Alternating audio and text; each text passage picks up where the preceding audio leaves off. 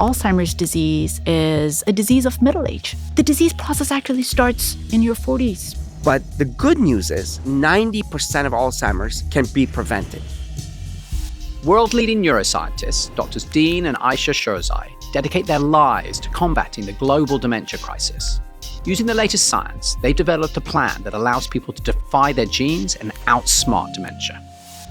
Dementia is a group of symptoms where cognitive elements become so poor where a person can no longer do their daily activities. Can you dramatically reduce your risk of getting dementia? Absolutely, yes. Dean and I have created this acronym called NEURO. N, nutrition. The types of food that people choose directly impacts their brain health. It can prevent dementia. Exercise. Leg exercises reduce the chance of dementia by more than 35%. You, unwind. People who have been stressed for a long period of time have smaller brains. Shrinks your brain. It shrinks the brain, and specifically the part of the brain which is responsible basically for memory. Both your parents have dementia. Are you doomed to get it as well? For a great majority of diseases, genes are not deterministic. How you interact with your world determines the outcome when it comes to brain health. Welcome to Zoe, Science and Nutrition, where world-leading scientists explain how their research can improve your health. Ayesha and Dean, thank you very much for joining me today. It's such a pleasure to be here. Thank you so much for having us, Jonathan. It's wonderful. So we have a tradition here at Zoe where we always start with a quick fire round of questions. And those questions come from our listeners, and we have these very strict rules. You can say yes or no, or if you absolutely have to, a one-sentence answer, but it is frowned upon. Are you willing to give it a go? Of course. Let's do it. Of course. All right. I'll start with Ayesha. If both your parents have dementia, are you doomed to get it as well? No. Can dementia be reversed? No. Can you dramatically reduce your risk of getting dementia? Absolutely, yes. Dean, are there foods that will reduce your risk of getting dementia? Yes. See, that wasn't so bad, was it? Finally, you can have a whole sentence. What's the most surprising thing that you've learned about preventing dementia? The most surprising thing we learned was that 90% of Alzheimer's can potentially be avoided with 5 simple lifestyle changes. So this is only the second time that we've had a husband and wife duo on the show. Oh. And the first time was when I interviewed my wife. She's a dermatologist, so we were talking about skin health. And I can tell you I'm feeling a lot more relaxed today. Good. So I found interviewing my wife was the most stressful episode I've ever done on the show by far. Really? Absolutely. Now, it went great, but I'll be honest, I was really anxious about it and what might happen afterwards if I sort of had messed it up. So I'm actually in awe of the two of you being able to work all day with your spouse. And I understand that you actually connected in the first place over dementia. We did, yes. The first conversation we had was about our grandfathers. They were both incredible people who did wonderful things for their communities and for the society at large, and they were highly educated. And we were both privileged to have lived with them throughout our lives. So they weren't the type of grandparents who were away. They were there with us in our homes. And to see someone so intelligent and so capable slowly and gradually lose parts of themselves and their memory to the point where they can't remember the names of their grandchildren and they can't do their very basic activities of life was devastating, and it was incredibly empowering as well. To see someone change like that, there was no other way we could have dedicated ourselves to anything else. So we both went into the field with the promise that we were going to find a treatment for it and understand how this magnificent brain of ours functions. Remember, this is 20 years ago, and we met while doing service. I had just finished my work at NIH, National Institute of Health, and had gone back to Afghanistan with World Bank to help rebuild the country. I had gone back with Doctors Without Borders. It was an expat party in a post-conflict world, difficult life that we had seen. And we sat next to each other, and that's where it started 21 years ago. 21, yeah. That's a really beautiful story. And it's nice also to think that there could be nice things that come out of dementia.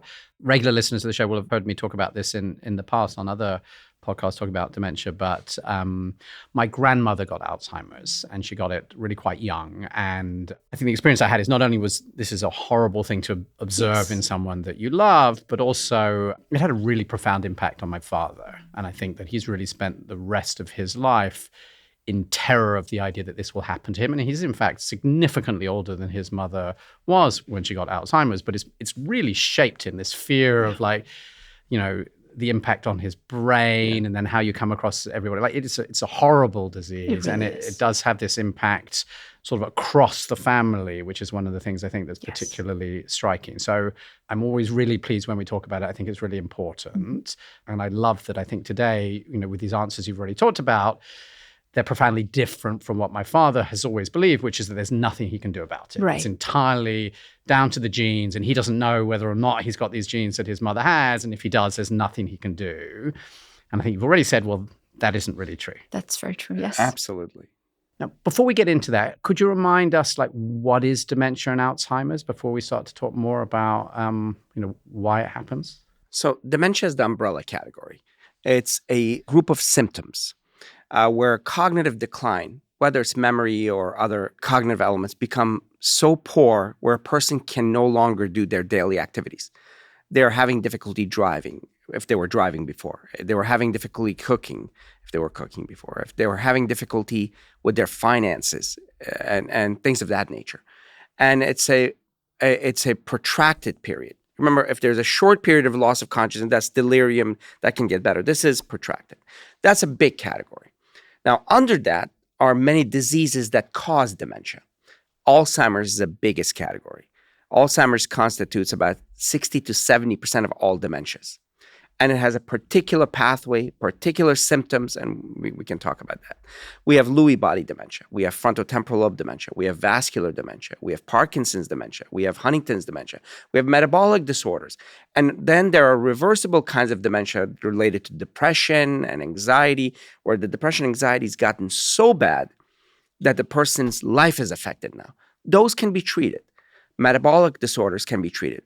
But things like Alzheimer's, where even though some people are making those claims, which is incredibly irresponsible because we've done the pathology, we've seen what the people go through by the time the disease manifests, those are not at this point reversible.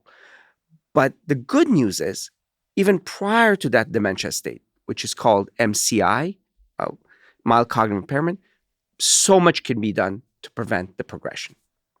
I'd like to go back to this thing I just raised about, my father worrying that this dementia is in his genes. Is that true? Everything we do, everything we are is genetically influenced. Even, I just drove from Redondo Beach to LA. My driving is notorious. Even my son, a teenager, says, and it's because of attention and all these other things. Even those have genetic components, right? These little micro behaviors but genes manifest in different degrees for different conditions. Huntington's disease is 100% penetrant gene disorder. It means that if you have this gene, you're going to get the disease no matter what. There's nothing you can do about it. In Huntington's disease, there's a chromosome 4 abnormality. And we even in their 20s, even in childhood, if we see that, we know they're going to get it in their 30s and 40s. But for a great majority of diseases, genes are not deterministic to that extent.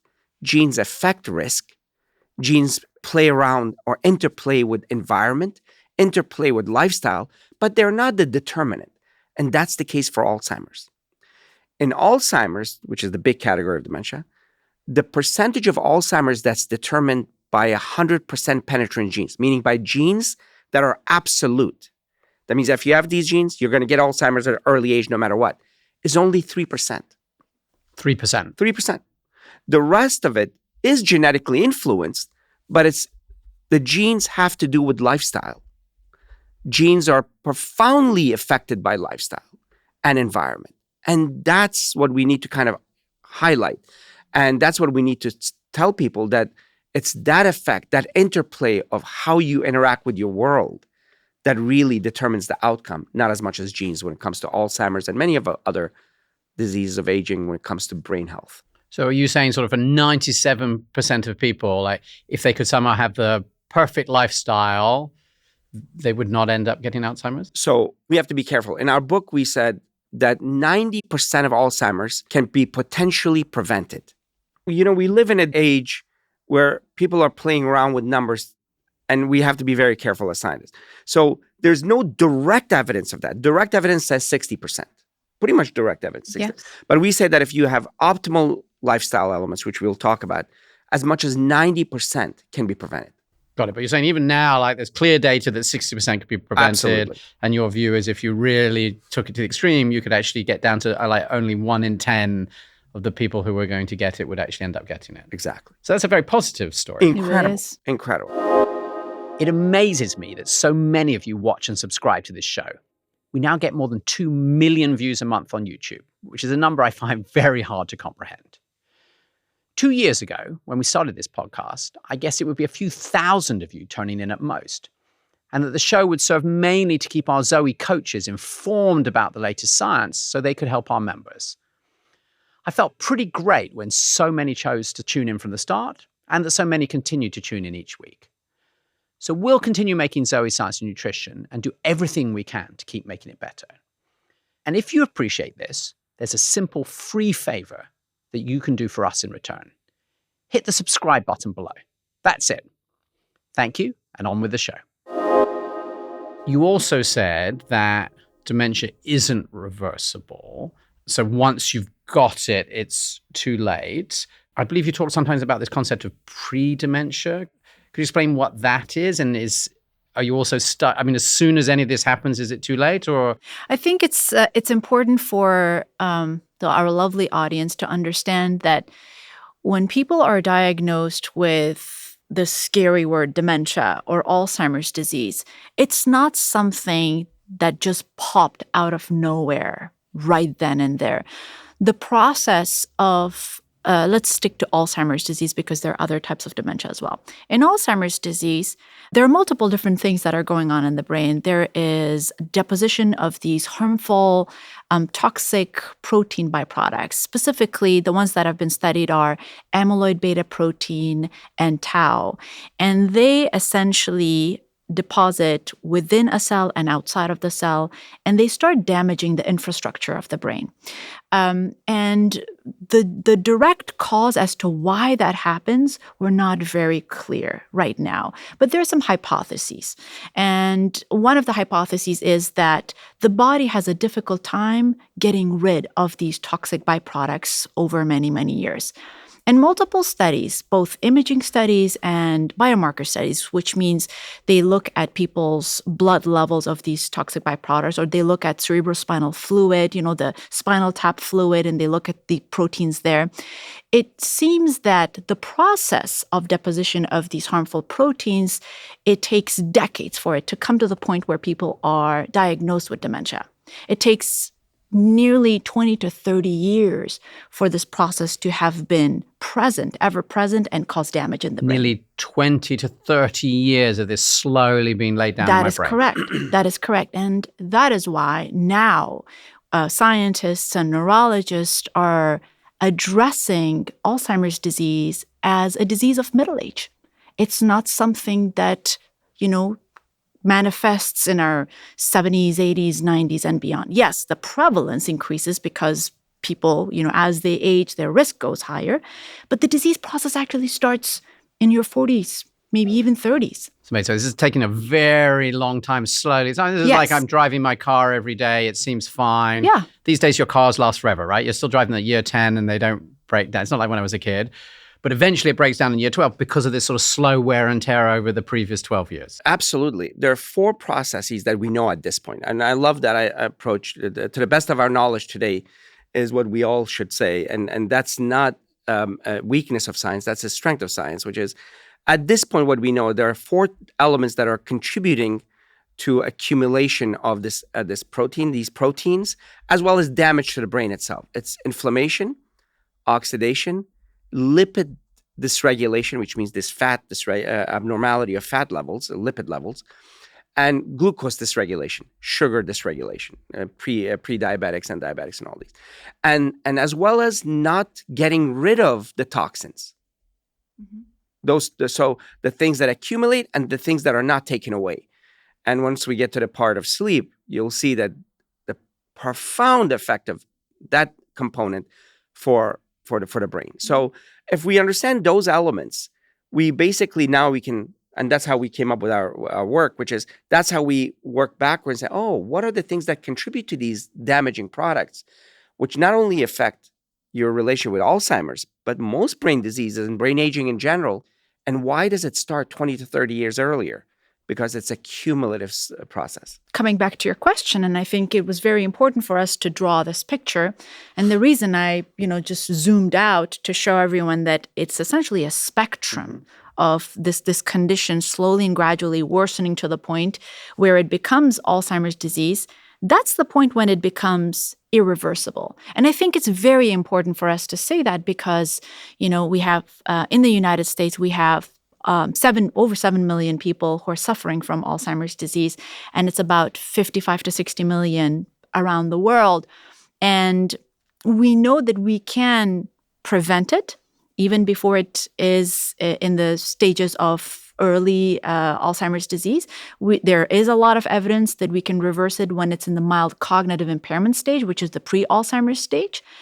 We know that we can slow down the progression of Alzheimer's disease once it's in the early and the middle stages as well. But to say that it can be reversed is irresponsible because we have no evidence for that. But I think that prevention is good enough. And we have tremendous amount of data that shows us that people can do incredibly well by living a healthy life. Well, that's exciting. Well, I know that you're both sort of co-directors of the Alzheimer's prevention program at your university. And you already just mentioned, I think, sort of like 55 to 60 million people around the world living with Alzheimer's. Are we seeing an increase or a decrease in the number of people with dementia? In one way, it's increase, and another way, it's a decrease. And the way it's increasing is because we're getting older as a population. It's not necessarily related to anything else except that we're getting older and we're getting a little unhealthier. So that's one element. The way that in certain places it's decreasing is because the population is decreasing in certain regions. Certain regions that were massively affected by Alzheimer's, like Japan. Now there's a little bit of a decline there because the elderly population is decreasing, population in general is decreasing. So the more important point being that as we live longer, we're going to be more susceptible to Alzheimer's and other dementias because we're going to have more cumulative traumas, all these lifestyle factors that will increase our risk for dementia and Alzheimer's in particular. And is that, I'm just thinking back a bit like sort of to my car analogy, I'm going to stretch this a little bit, but I think you're saying like in the past, your car might have just been written off at year 7 because it got crashed off the road. And this is like all the ways that we might have been killed by a saber-toothed tiger or just died of before antibiotics of some infection. And are you now saying like, in a sense, we tend to expect that we'll live to be 70 years old. And at that point, your brain has been around for 70 years. And so it's just much more exposed to the product of this damage over time. So it's almost like, if you're lucky enough to live that long, this suddenly starts to become a big concern for you. But if you thought you were only going to live till 40, like seriously, don't worry about it. Exactly. Yeah. I mean, that's the whole point. We were not expected to live past 30. What was the point? You're going to run around, find some food, find a mate, reproduce, have children, and then you pass away. We're not making a sociological statement here. It's a reality. And now we're living way past that. Now, the good news is the brain has incredible capacity if we do the right things to not only not degrade, but actually grow. Is that right? Yes. We're making the statement that the brain is the only organ that can grow continuously. But we have to give it the right environment and the right elements to grow. But as it is, it's the opposite. So people in their 20s and 30s, they're immortal. They think they're immortal. So we do things that profoundly damage the brain, but you don't see the effect because you have enough reserve that you don't see the effect. But then what happens is, as you work through your reserve, your bank account of reserves, then you see the beginning signs. But if you start early enough, or even in midlife, or even later before you have dementia, you can build reserve. You can build incredible reserve and continually have beautiful growing cognitive capacity. What does it mean to build cognitive reserves? So we have 87 billion neurons. 1 quadrillion potential connections. Each neuron can make a couple of connections or as many as 30,000 connections. And in your cerebellum, your Purkinje cells can make 50,000 connections. Imagine that connectivity. An average human being 50,000 years ago would need to hunt to get food and find a mate. A squirrel can do that. Let's go lower than a squirrel. A cockroach can do that. And that's a ganglion. That's a few thousand neurons. So what about all this extra neuronal power? We're talking about 1 times 10 to the 50th power of capacity per second. It's remarkable. Now, that's reserve. That's extra power that you don't use for finding the TV channel, Friends, or, talking to somebody about the soccer game or football game or something else. What is that? That's reserve. That's extra power that if these connections are severed because you had a bad night's sleep or you had a head trauma or you drank a little too much or that there's still more connectivity that preserves that function. That extra connectivity is reserve. Now, that reserve is profoundly important. That's why every study that you've seen that's legitimate, that looks at cognition, every study looks at people's education. Why? Because it's a rough estimate of cognitive challenge.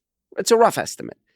It really doesn't have to do with education. I know people who didn't even finish high school, but they were mentally challenged. They have more neuronal connectivity than anybody with a PhD. So it's how you've challenged your brain throughout life.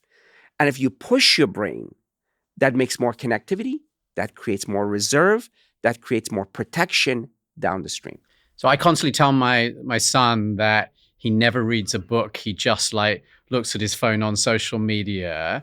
Can I now tell him that a bunch of scientists have explained that is not building his mental reserve, and he has not challenged himself properly, and he isn't setting himself up for long-term health? Or am I stretching it a bit? No, you're not. But I think we might be off on the wrong tangent. Maybe the medium of learning and pushing the brain might not be the book in the future. Okay, it might be cognitive games where it teaches you and pushes you. So it's going to be a different medium, but you have to push the brain.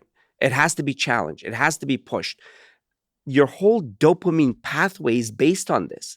It's not about getting the next piece of food. It's about the brain challenging and finding the unknown, the unexpected, and that creates new pathways.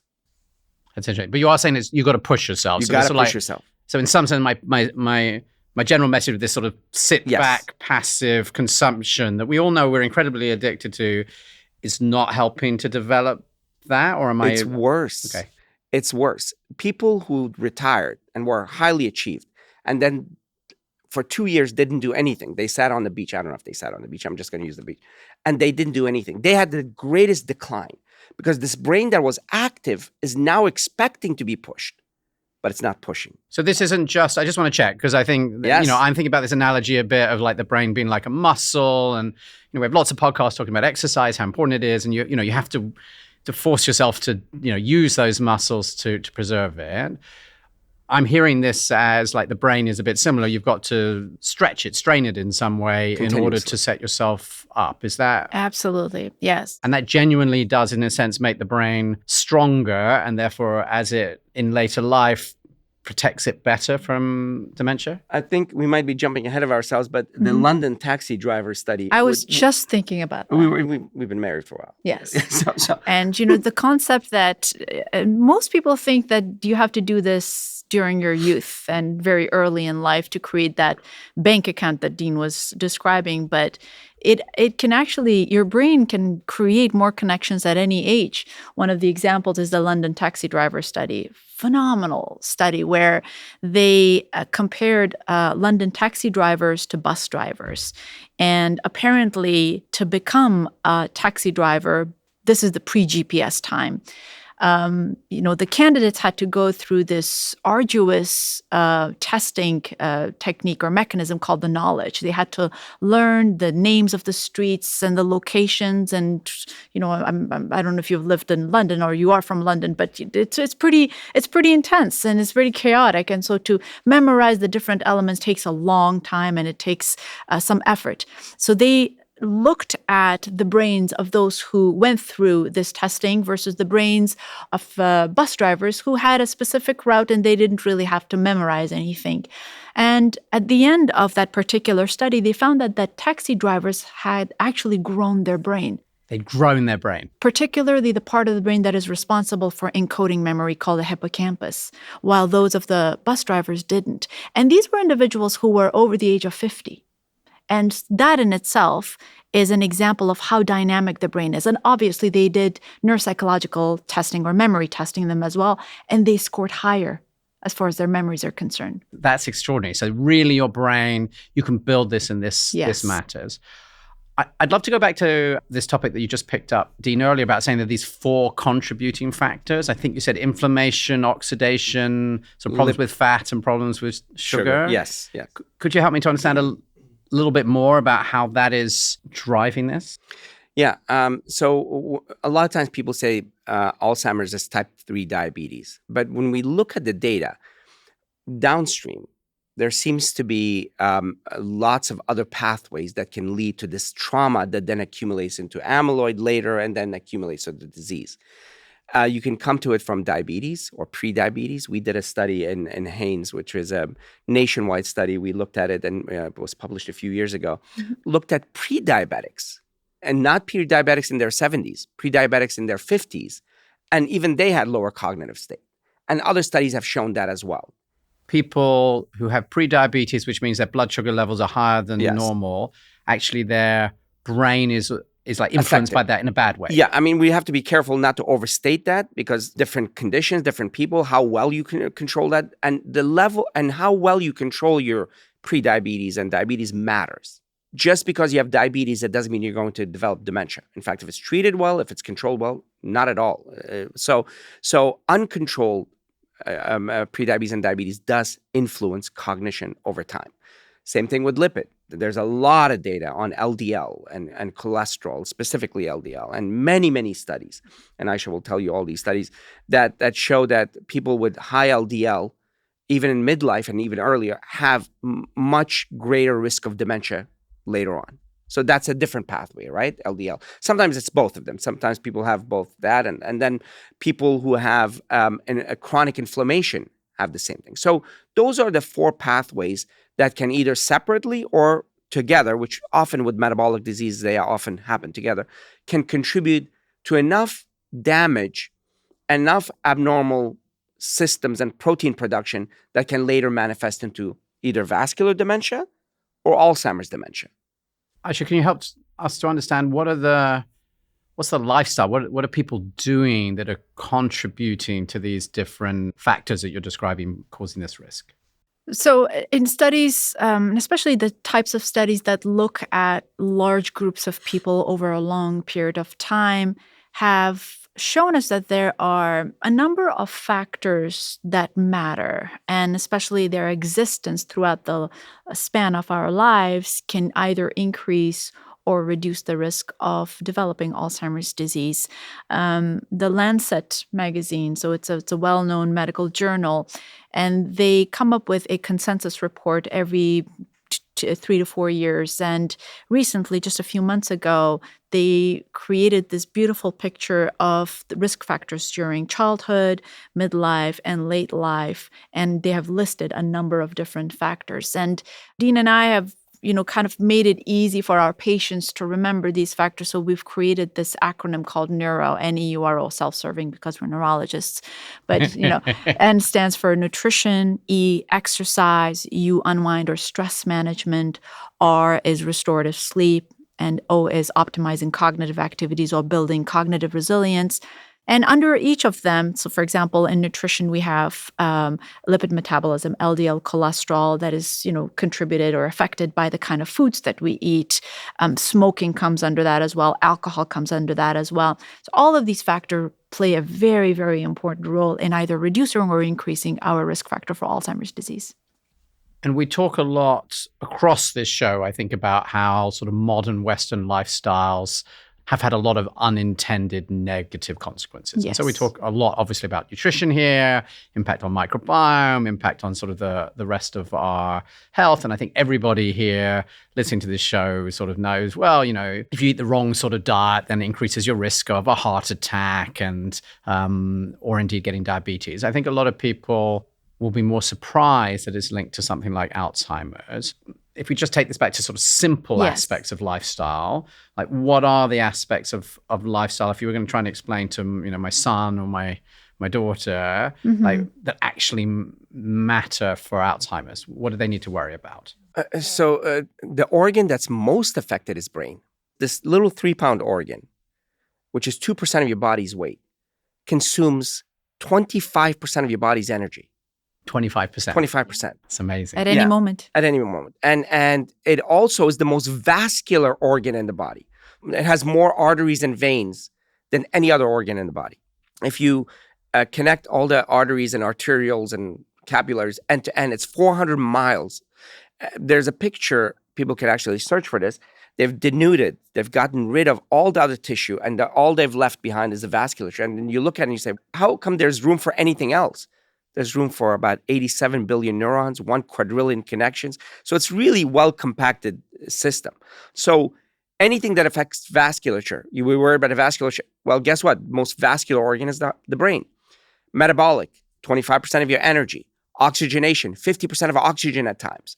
So it's the organ that's going to be most affected by all the metabolic things that affect everything else. Absolutely. So when you're thinking about your exercise or your nutrition or any of the rest of these things in your health, anything you're thinking about that might affect your heart or any of the rest of it, you're saying it's also directly affecting your brain, maybe Yes. even more so. Much more so. Yeah. People always think that the brain, just the organ that's above your neck is somehow disconnected from the rest of your body, and it's not.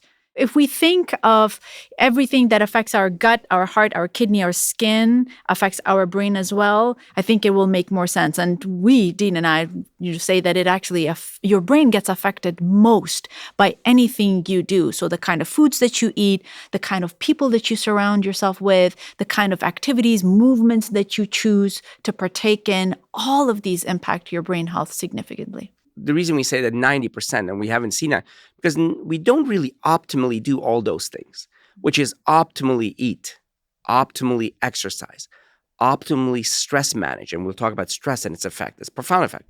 Optimally sleep. The only cleanse is sleep and water. We will describe the process of what happens during sleep. It's literally the most efficient city cleaning mechanism there you could ever imagine. And then mental activity, challenging your brain to keep these billions and trillions of connections connected and making more connections in your 60s, 70s, and beyond. If everybody does that optimally, you're not going to avoid, for a great majority, we want to be responsible. There are those that are genetically driven. We talked about 3%.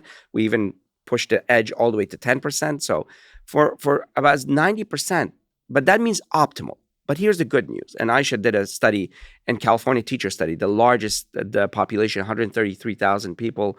She won the youngest researcher award for this. What the study showed that it's not all or none. Every positive move you make incrementally helps the brain. Whether it's small changes in nutrition, small changes in movement, small changes in stress management, small changes in sleep, where you get those 4 to 5 cycles of sleep, deep restorative sleep, you will make profound changes. So this is an empowering message, and it doesn't rely on some gimmicks. Gut health is health. Become a Zoe member and start listening to your gut with a comprehensive at-home test kit and personalized nutrition program. Our personalized food scores change how you think about food for good. And photo food logging lets you instantly see how meals score for your body. You can't put a price on your health, but if you did, Zoe's worth it. Most of what we've been told about food is wrong. Listen to your gut and feel better in weeks. Become a Zoe member today. Aisha, earlier you mentioned the NeuroPlan, but can you remind us, what is it and who should follow it? It stands for nutrition, exercise, unwind or stress management, restorative sleep, and optimizing cognitive activity. And these are based on evidence-based lifestyle intervention and lifestyle factors that improve brain health and prevent cognitive decline on Alzheimer's disease. Amazing. And who should be following them? Everyone, whether you're 9 or 99. So N, nutrition. Very important. And I think you know this more than anybody else, and you do such a fantastic job in this podcast empowering people about nutrition.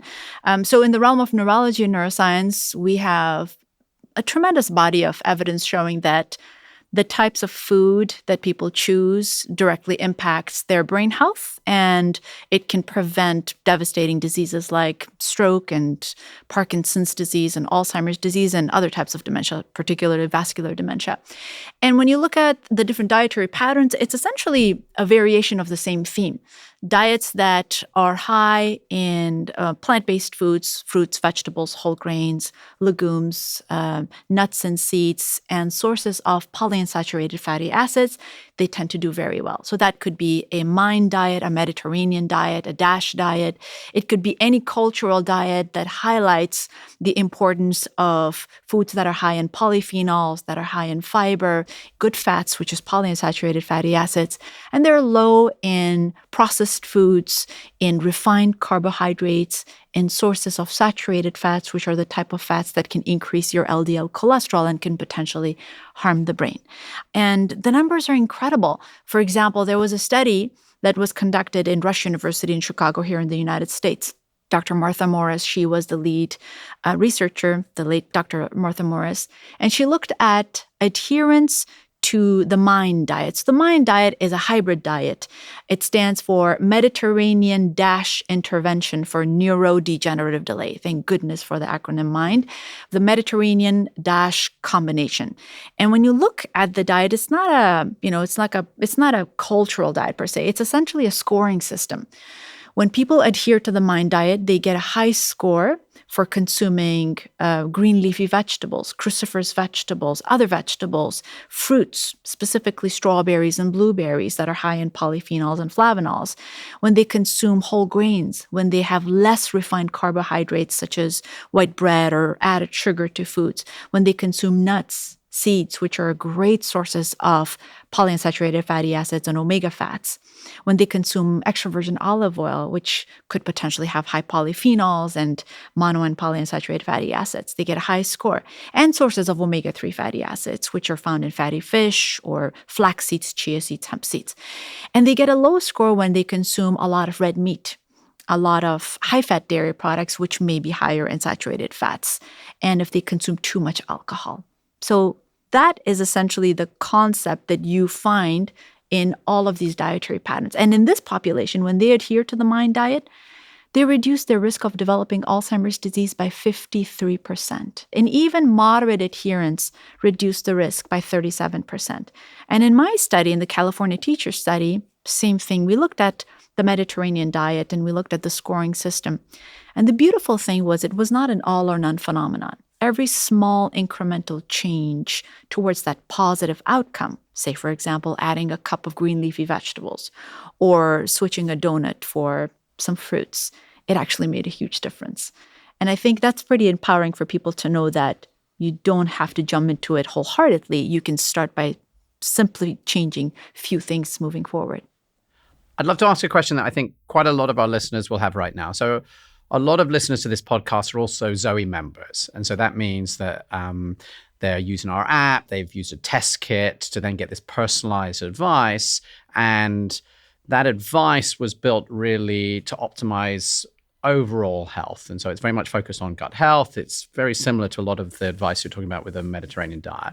It doesn't have a particular focus on trying to be like a brain-specific diet. It's like it's reducing inflammation, all of these sorts of things. And I think what they're going to be interested in listening to this is there anything different and specific that you would be recommending for somebody who's worrying about dementia? Or given what you were saying about how sort of the brain is just even more affected by what's happening everywhere else, is this sort of like the best brain diet is like the same as the best overall health diet? Yeah, I mean, just for transparency, we're whole food plant-based ourselves.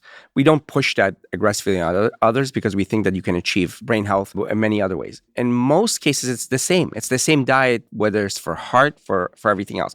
A couple of things to be aware of at this point. I mean, as I said earlier, I love the concept of, to the best of our knowledge today, the 3 elements that are important for brain: B12, make sure that your B12 levels are normal or on the higher side; vitamin D; and omega-3. We just did 2 comprehensive reviews, one on omega-3 and the developing brain and omega-3 on the aging brain.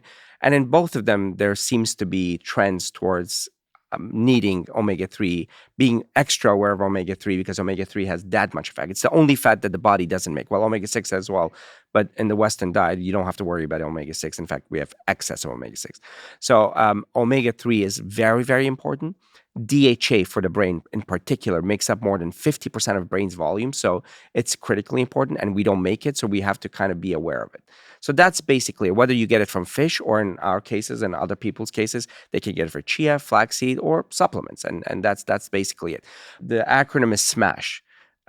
Salmon, mackerel, anchovies, sardines, and herring, the fatty fish.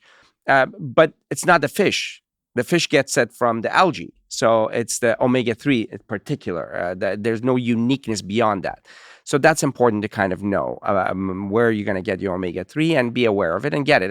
And we just did a conversation with a world-renowned lipidologist and omega-3 expert who said that even people who are just taking it from chia and flaxseed, if they're extra aware of it, they should be fine. Yes, if they have healthy livers and if they're eating a healthier diet, that we should be able to convert ALA into EPA and DHA, which is important for brain health. And also being aware of omega-6 because there seems to be a competition with enzymes. So lowering your omega-6, which is processed foods, right? And making sure that alcohol does not affect the liver to the extent that it's going to affect the transition. So that's basically it. Am I allowed like a glass of red wine a few times a week? What does the brain doctor say about that? That's a funny thing. So I think we've a pretty big following on social media, and I've never been lambasted more than when I said the amount of alcohol that's good for your brain is 0. But does that mean that I never drink alcohol? I do. Once a month or once a couple of times. If there's a glass of wine, I sip it. But I say that I will never create science for my hypocrisy. So once in a while, it's not going to damage at all. But it's the chronic use of alcohol that's going to affect the brain. Some of the intermediary factors that are important that are affected by diet and that in turn affects brain health and Alzheimer's risk is LDL cholesterol. And I'm very, very aware of that fact. And it's almost become a jingle wherever I go and there's a 1 minute. If you could just tell me one thing that I need to do for my brain health, what would it be? And my answer is usually keep an eye on your LDL cholesterol. It was recently added by the Lancet Committee for Dementia Prevention as one of the major risk factors for dementia in midlife. And so because we know that there is almost a direct relationship between saturated fat consumption, LDL, it's important to keep that under the radar and address it as much as possible. So my conclusion is I can go to my dad and tell him what I tell him all the time, but he doesn't listen to me anyway, which is that sort of changing your nutrition, moving towards the sort of diet that we probably talk about on this podcast all the time. Yes. Can have a profound impact on your risk of dementia. That is very evidence-based, and yes, absolutely true. He still won't listen to me, but at least I can say that.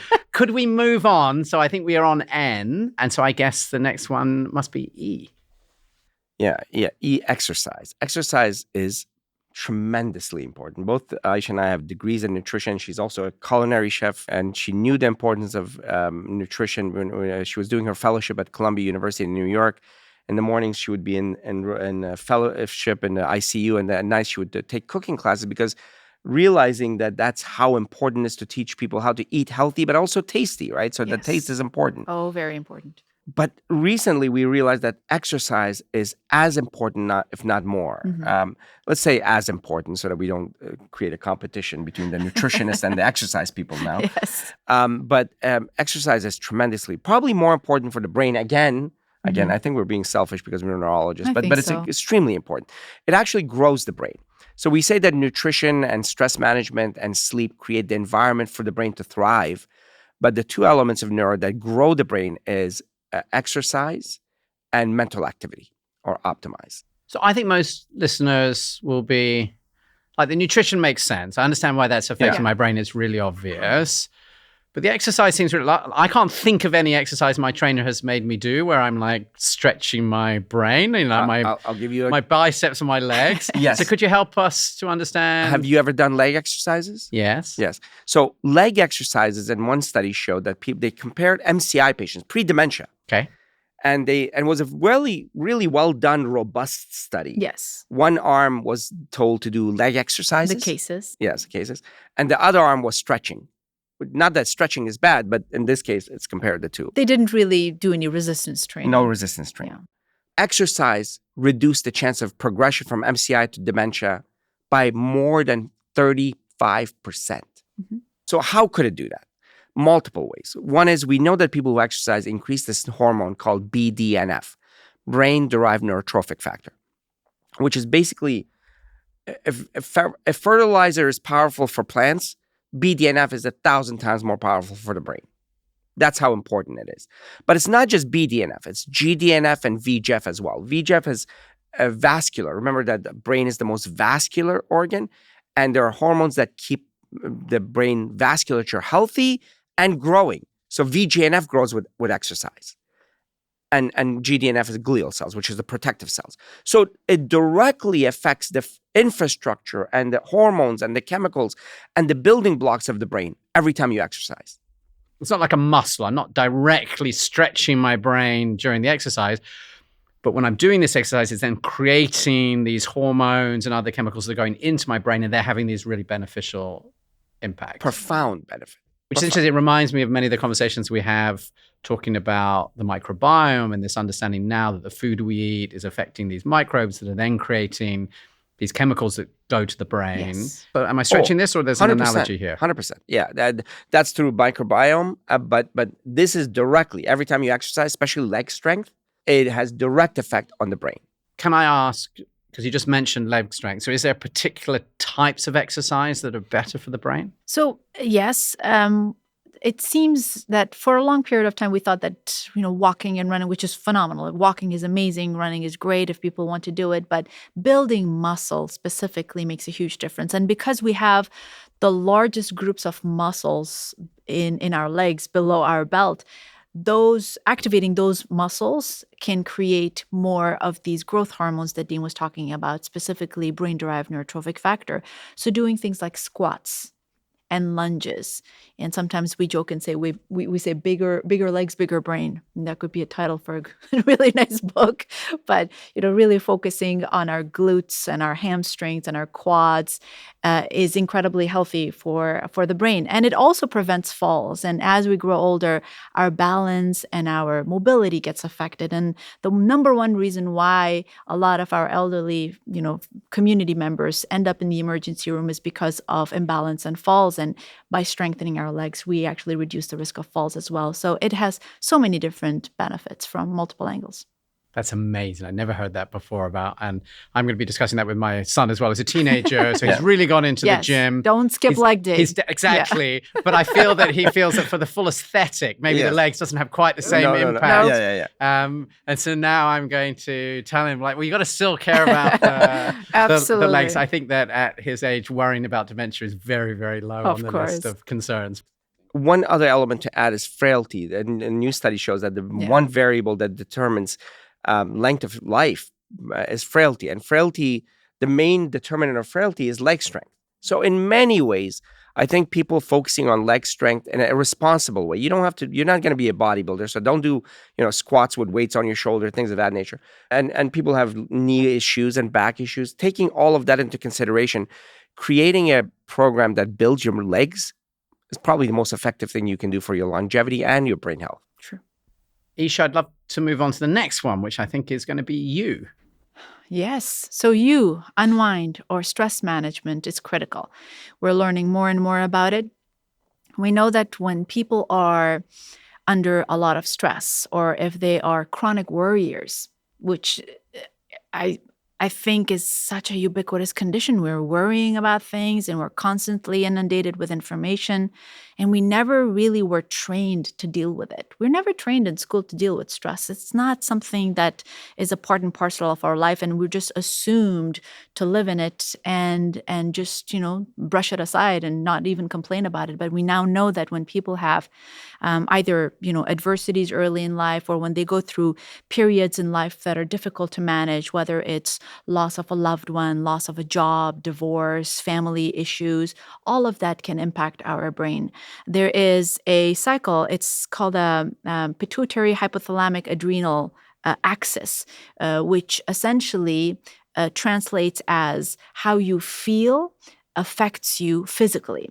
So when we experience stress and adversity, our body starts secreting specific neurochemicals and hormones that can be damaging, specifically adrenaline and cortisol. You're saying that this, stress really is a real physical effect on my brain? Absolutely. I mean, they've done studies in individuals who've been through stressful life situations, or people who have immigrated from one country to another, or who have tremendous anxiety as, just a habit of being in that stressful situation. And they have realized that the chronic secretion of cortisol and adrenaline affects the different parts of the brain, and it shrinks the brain.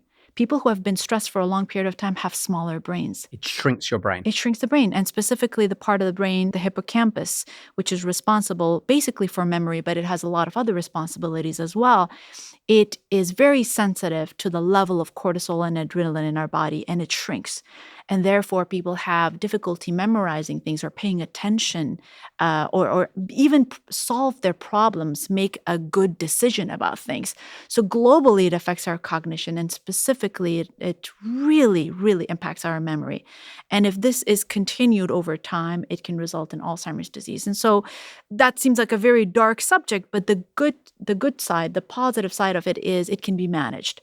And, stress management in itself is a whole conversation that we could probably spend a lot of time on, but it starts with perception, identifying bad stressors in our life. And especially in this, fast-paced life that we live in, we're not able to actually identify our stressors very well.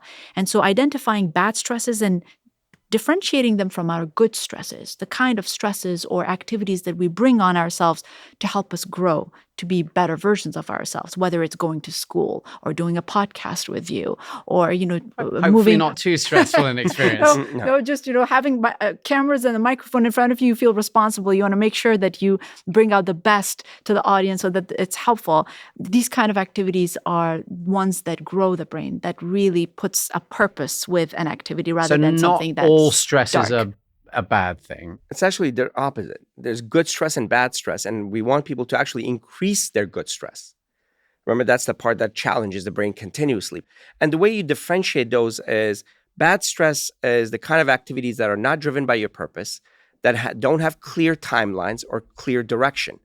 And that sense of uncertainty and lack of purpose actually creates this indolent feeling. Then that translates through the limbic, hypothalamic, pituitary pathway, chronic adrenaline and cortisol overload, which then also affects inflammation, by the way. So this is absolute plenty of data that shows this repeatedly. Now, the other side is good stress that's purpose-driven, has somewhat of a clear direction, somewhat of clear timelines. When you achieve it, all these books about dopamine, that's what that is. Dopamine is not the joy hormone. Dopamine is not the success. It's the anticipation hormone. Because the moment you have the climax, it's not at the climax, it's not the dopamine just, no. At the climax, dopamine actually drops. Dopamine is the anticipation of building of that tension. In this case, knowledge, challenge, taking on things that have somewhat of a clear direction. You know you're going to achieve it. There's a direct timeline. And the anticipation builds dopamine, which has a direction with happiness, also grows the brain. This is the beauty of separating good stress from bad stress. So the secret comes to the language you have in you. What does the R stand for? So R is restorative sleep, and it is so important. I think we've said all of these elements are really important, but sleep is one of the newest member of the family. For a long time, we took pride in not sleeping enough and just, existing on fumes. We were talking about it. I was like, how on earth did we actually function when we were residents in the hospital on such little sleep? But sleep is probably the most dynamic and active stage of our brain. Even though we're knocked out and we're unconscious, the brain is awake and it reorganizes itself and it cleanses itself.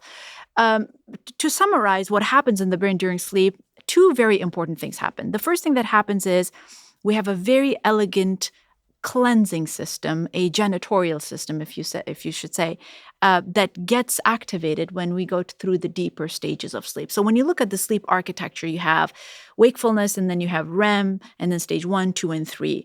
During the stages, the third stages is when we have the microglia, which are these cells that are responsible for cleaning the brain, gets activated. And then we have a glymphatic system, which is a system of lymph fluid that flows through the brain. Imagine your brain being a building or a city, and you have these janitorial teams that go into the building, and they start collecting all the trash and the garbage, and they clean the floors and the walls. That's exactly what happens during the deeper stages of sleep. But it only gets affected when we actually go there.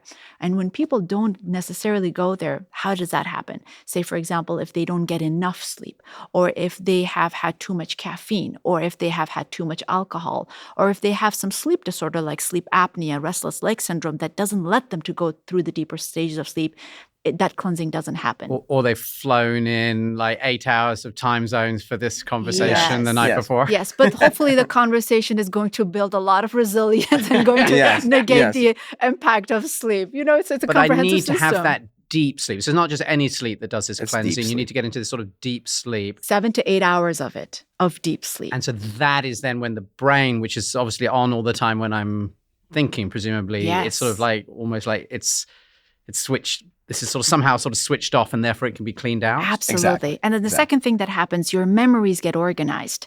Initially, it seems like a chaotic group of just messy words altogether. But when we go through the deeper stages of sleep, it gets organized in the right file, folder, cabinet, so it's easier for the individual to retrieve it later on. Wonderful. I think we have one more, which I think is the O, if I've got that right. Yes. The optimize we touched on a bit earlier, which is about mental activity. Challenge your brain. Any activity is great. Even, simple games like Sudoku, or even though I usually attack Sudoku, but the Sudoku or crossword puzzles are great. And we did a meta-analysis in 2019 and looked at all the data and looked at what works. All activities work, but complex behaviors are better.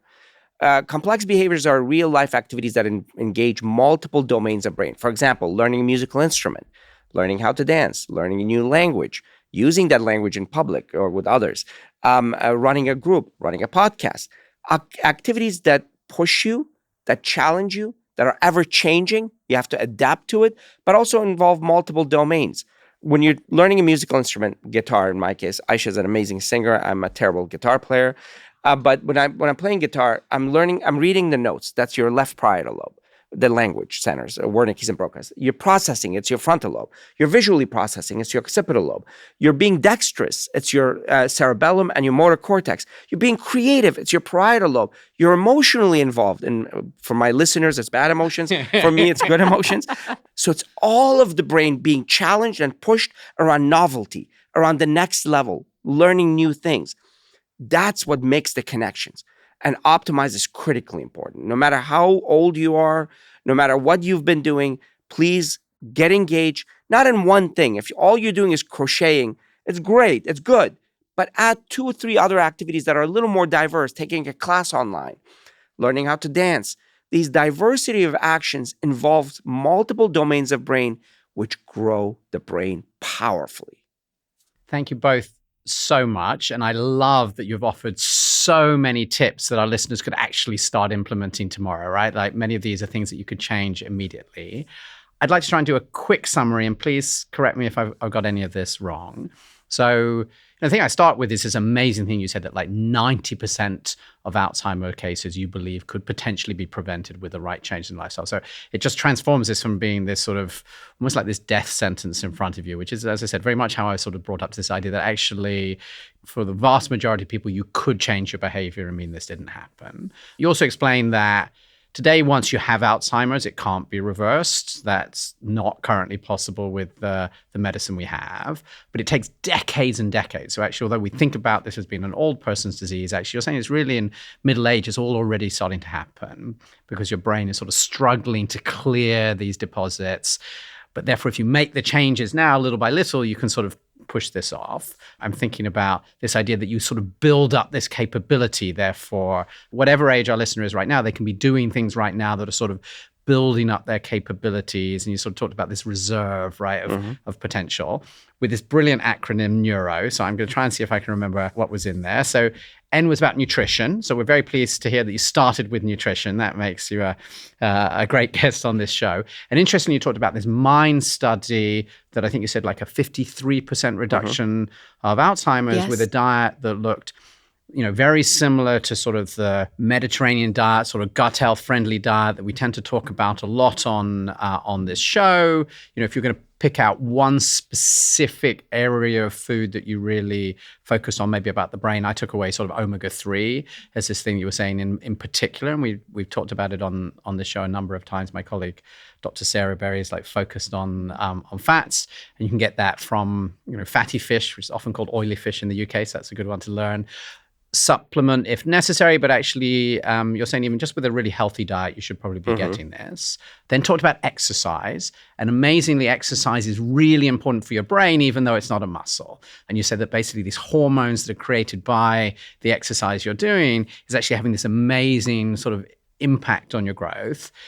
And not all exercises are equal. So if you focus on your legs, because that's your biggest muscle, so when you're doing sort of squats or lunges, that's where you'd like really particularly suggest to somebody focus on that. And amazingly, you're not just going to be making yourself healthier because of exercise, you're directly going to be supporting your brain. We talked about stress. There is such a thing as good stress, but there's also definitely bad stress, sort of chronic stress. This is real. I wish I could tell my grandparents this, it's too late, but it is real. It actually shrinks your brain. So you can actually measure that. But there are things you can do about that. And we didn't have a chance to get into that on this podcast. Then you talked about restorative sleep. And amazingly, if you can get into this deep sleep, basically, all the cleaners come out and they clear away everything. So it's really important to be having that deep sleep and enough sleep. So my flying backwards and forwards to the States is probably not ideal for that reason on top of everything else. And then finally, you talked about optimize. And this was like, I guess, the challenge in your brain that if you are doing hard things, you talked about this amazing London taxi driver study that they learn all the roads in London in their 50s and their brain actually gets bigger. It's not just whether or not you studied when you were a kid. You're saying there's behaviors now that can really make a difference. And you want to be doing things that are complex. You're saying Sudoku or crossword is okay, but actually like the more that it's sort of challenging you and different, the more that you're going to learn. And if you do all of these things together, like, does that get me to the 90%? Presumably it does, yes. We can't say individually at the individual level, at the population level, absolutely. I think that the cumulative effect of this is so powerful for the brain that it will definitely avoid dementia. But more importantly, you'll be able to live resilient, powerful, empowered, mentally, cognitively empowered lives. Wonderful. Thank you so much. I enjoyed it very much. I can see that we didn't manage to pick up on some of these areas, so I hope we can get you back in the future. Oh, we would love to. Thank you so much for having us. It was fun. Thank you.